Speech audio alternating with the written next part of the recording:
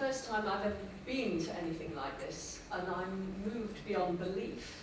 But I'm also left with huge questions. I accept your arguments, who could not? They're very good arguments. But how are these arguments even to be made to people who, forgive me, are deaf to them?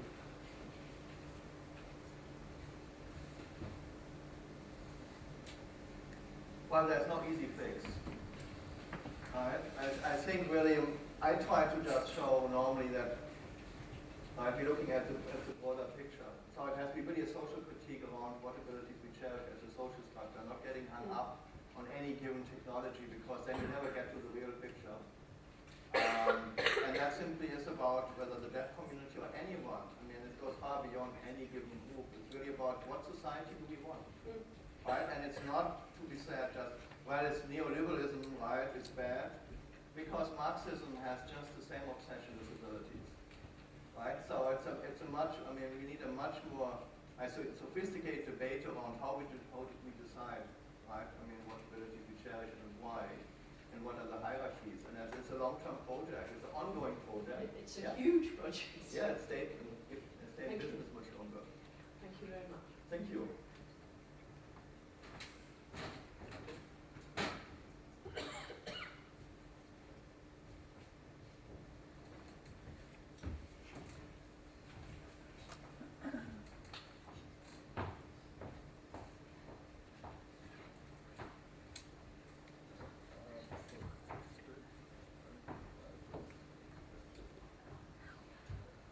Hi, I'm Heather Bradshaw. My question is, actually it follows up on that one quite nicely. This is fascinating as always, but what's the positive vision? I don't even make a judgment.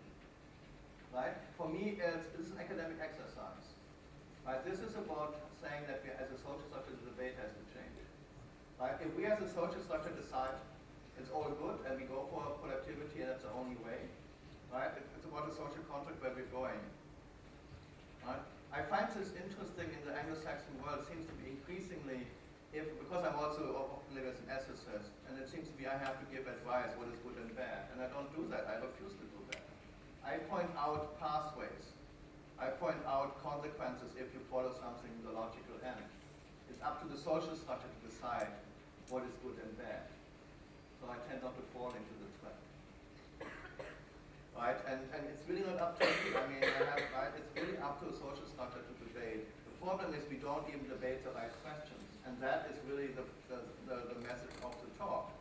Because we're getting so wrapped up in a certain technology with a certain angle, and we actually, right? It's like a red herring. Right? We don't actually debate the real question. What is important? And I absolutely agree with you that the important question is this one of which abilities we value and why, and how we structure a society that supports the abilities that we have and that we want to have. So I think you really outlined the important ethical questions here really well. So that's great. Well, I can even say, I have a paper coming out hopefully soon, which really looked at different ethics theories, and each of them has a certain ability expectation. Right? When you really go through it discourse-wise, everywhere you have ability expectations. Right? I mean, a utilitarian ethics approach, or deontology, or I mean, right, normative one, golden rule, whatever you want, they all are based again on certain ability expectations. And so you very likely apply certain ethics arguments based on that they already fulfill your ability expectations you have. Right? So once you go through discourses through an ability expectation lens, right, you will see, right, where you even can come to an agreement or not, because the ability expectations you have, as groups are irreconcilable. Like in the climate change discourse. The low-income countries and the rich have just totally different ability expectations.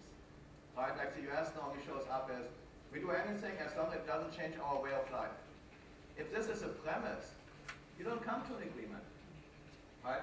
Then you will come to, like maybe let's say the shadow ecology movement, which is about, can we find a technology, right, to to, in essence, prevent the stuff going bad without us changing our way of life. And that's, of course, we see this coming out of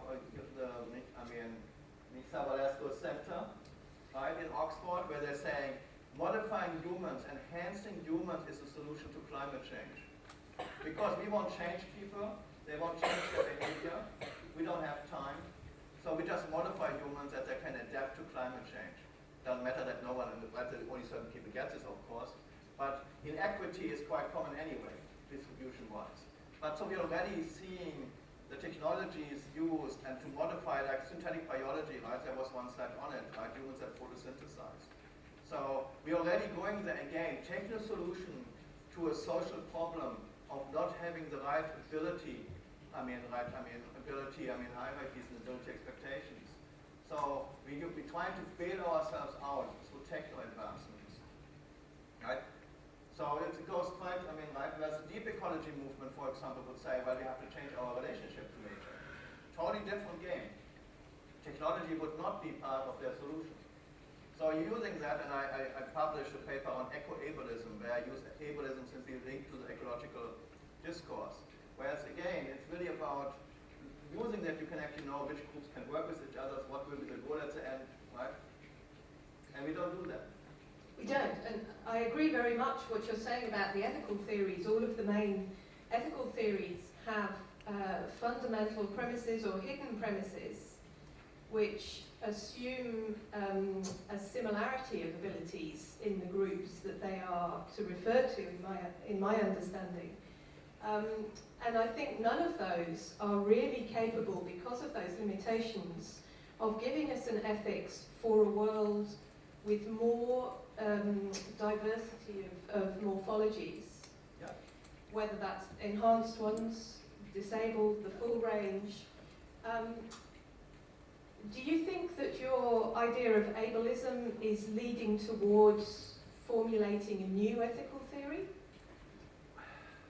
For me also, and maybe I didn't come clear because I have to cut a few slides, ableism is actually a value-neutral term. Right? In the disability context, it's used negatively. But you could, of course, have a positive narrative around ableism, right? Like the ability to live in harmony. Right? You could have an ability of equity. So you could actually develop ableism, right, with a positive, right, slate on it. So for me, ableism is not just a negative term, like sexism is. Ableism is just highlighting the reality that people simply find certain abilities essential. But we can play around which ability we find essential. And we can definitely work on that the disableism is not following. That certain people are left out in the cold, as we do mostly with the negative application of ableism. So we can for sure, in my 2008 paper I said we need an ableism ethics. We need a whole new discourse around, right, how ableism is linked to ethics and how ethics is used to justify certain ability hierarchies. Okay, thank you. Any more? We've got plenty of time at this point, so if you have more questions, this is obviously a crucial aspect to the discussion, so please do come and ask them. Thank you.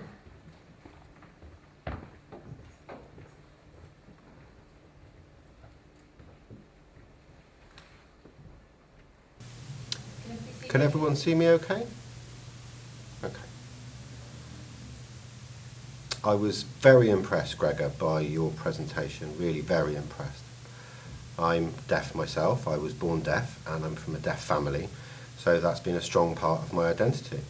My family has 2 generations of deaf people, but I know of other families who have 5 generations of deaf people. Now, if I think about the Nazi Germany regime and the eugenics that was happening at that time, and the way that genetics is now using that eugenics agenda really to eradicate certain groups of people, it makes me feel very emotional. Really, it's really hit me that we do need to change this debate, because it has happened over and over again throughout history. Maybe in the 16th century, for example, disability was more accepted in society. This may have been to do with the religious beliefs of that time However, things have certainly changed, as evidenced by the Nazi religious German situation. What I want to know is how we can go back to a society where disabled people are more accepted. How do we change that attitude? And can we really change that discourse?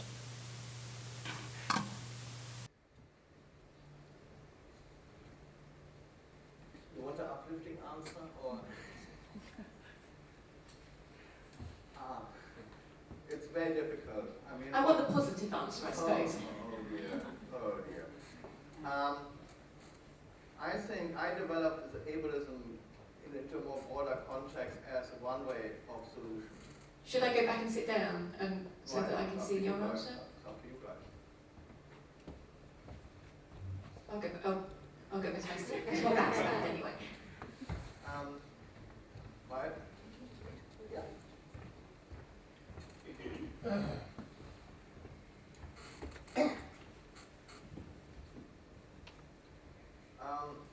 I try to, by broadening the ableism and really looking at the fundamentals, that's my contribution to how to change it. I mean, we have to get rid of the we others. The idea that, oh, this is about deafness, so it doesn't work, it's not me, it's right. And we know that with the Nazis didn't work either. Right? You went first for, right, and so on. This is his famous quote from Niebuhr. Right? You went first for one group, and then I didn't do anything because of me, then I went to the next group, and so on, and he's so kind of one. Of course, he never listed disability, but that's a different story. So for me, when we're looking at the fundamentals around ableism, then we really can have a debate what is running, and then and do it around that. That's really the only way, I mean, I can see things, and then we really have to have a discourse and hash it out. And certain people might still lose in the end, because it will be simply a battle between certain social groups. And I mean, there's some more powerful than others. And the ones who are left out, they might, very likely it's us still again as disabled people. So, but you have to then simply organize more around it and find ways that show people the untenability of certain ability preferences. And certain ways of thinking how the world has to be structured. And that's a long-term project, an ongoing project. There will no easy answer, no fast answer.